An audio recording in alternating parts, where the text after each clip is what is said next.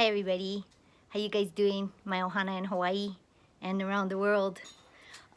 Today I wanted to talk about birth because just so happens to be around my birthday, and I'm really lucky because my birthday is on the 30th of May and my daughter's birthday is on the 31st of May. So we get to so first of all, number one best present ever is my daughter, right? So I feel like every birthday comes around, nothing could happen except the next day and I'd be totally happy. So it's really nice to have that. Both my kids so fantastic and wonderful, and I'm so grateful for them. But at the same time, that one day, difference between me and my daughter is some like really special kind of gift. So I've been thinking a lot about it, and I know that something I love about Hawaii is that it's such a great place to raise kids. Yeah, it's like maybe not. I don't know now because I haven't lived in Hawaii for something like 30 years. Yeah, but when I was small, even though Andy Bumatai says the right thing that if you're Haole and you went to local intermediate school and elementary school, my elementary school was Pro Ridge, so I don't know why, but we had some, I guess we had more military kids or something, and then Mililani was the same. But for me, IAI Intermediate was very scary 2 years. And, just always feeling sort of like you're kind of, Haole is not pretty, and it's kind of embarrassing to say, but when you're growing up you feel that way, yeah, like you want to get tanned. So I would go I would go like burn myself with on the beach with all my friends, because all my friends are totally beautiful, dark skin, local, right? And I wanted to be that so bad. Like I wanted to wake up in the morning and find that I had a really nice tan, but like I just can't tan, like my skin doesn't do it. So I would get so badly sunburned. And anyway, so yeah, uh, getting back to the point of being raised in Hawaii and how much I absolutely loved it. So even though Andy Bumatai says in his pigeon video, which is true, that especially I think for guys, Moria, if you grew up Haole at the local public schools, sometimes you had to face like a little bit difficulty, yeah. But I'm 100 times that, like 50 million times more than that. Even like that's like a speck in my memory.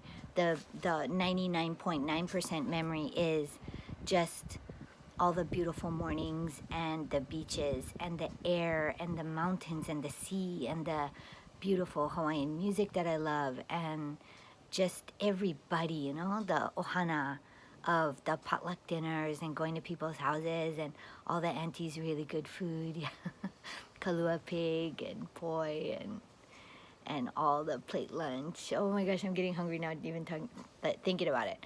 So I think that since Hawaii is such a great place to raise kids, you feel like you want to have kids, right? Like lots of kids. And I'm really happy. A lot of my like friends have had multiple children, which is great. But I think that we should all try to be a little bit more empathetic to the pregnant ladies and the new moms, no matter how many, what number kid it is, even if it's number 10th kid. I think around me recently, there's been more and more, I hear that kind, what's it called? Postpartum depression. And I know that in Japan, and I bet you in Hawaiian culture they had the same, is giving birth was a really big deal.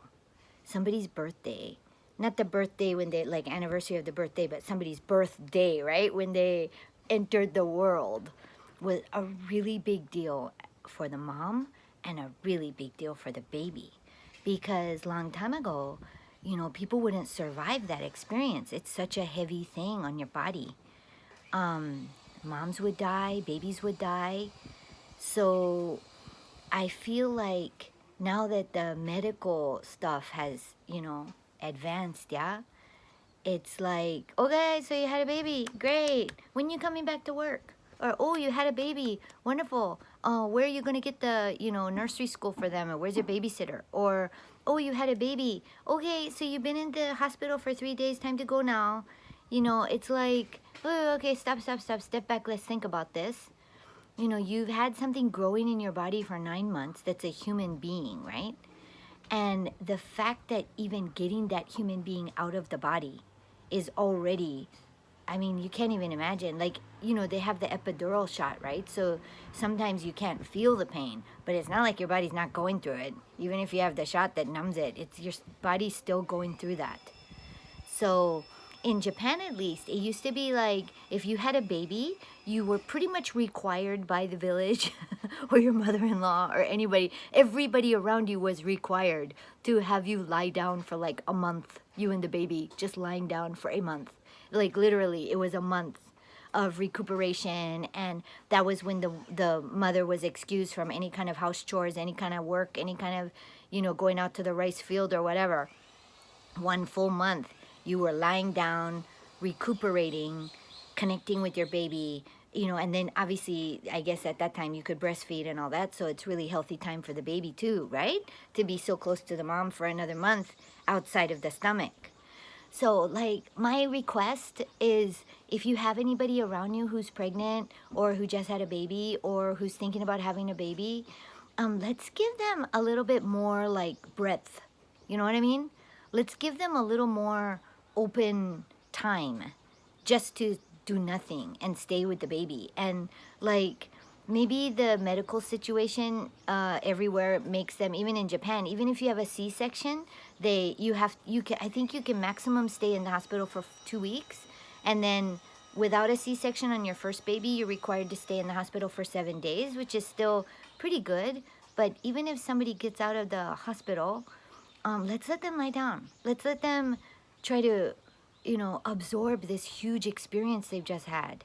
Like, let's all come together to say, no, no, no, you don't have to do anything. Sit down, lie down, rest, rest.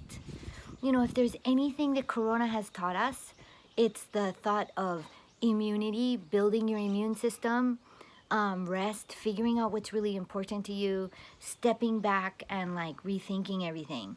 And one of the things that I've been really thinking about, just because, you know, somebody close to me was having the postpartum stuff, is let's really be more sensitive and more loving to pregnant ladies and new moms. And let's make this a much like more joyous place when a baby is born, and like joyous including allowing the person who gave birth and the baby themselves to rest, you know, and to absorb that totally life-changing experience. So anyway, I know maybe this doesn't relate to everybody that's watching the video, but I wanted to share my thoughts with you. Okay, bye-bye. Talk to you later. Bye-bye. Oh, by the way, in Japanese, being pregnant is ninshin. Don't make a mistake with ninjin, because ninjin means carrot, okay? Ninshin is pregnant and ninjin is carrot. So don't ask somebody, are you ninjin? Okay, because that means, are you a carrot? Which I've done. So anyway, there's your little Japanese lesson. Okay, bye-bye.